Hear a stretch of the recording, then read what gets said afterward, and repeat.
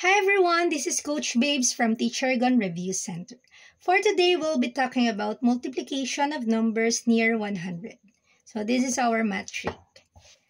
Una, anong number ang kailangan mo para maging 100 yung 97? So you need 3. And then yung 91, you need 9. Okay? To make it 100.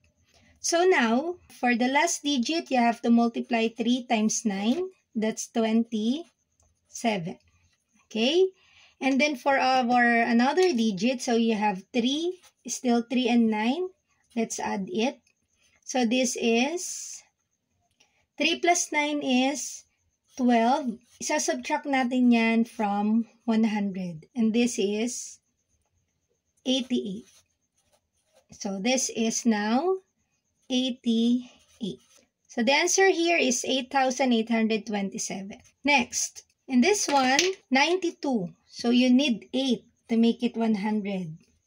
98, you need 2 to make it 100. Multiply. 8 times 2, that is 16.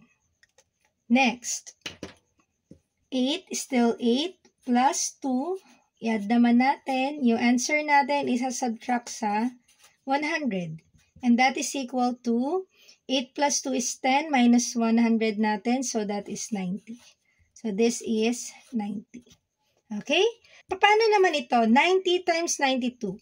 I-comment po ang ating sagot sa ating comment section. Thank you for watching. Bye-bye!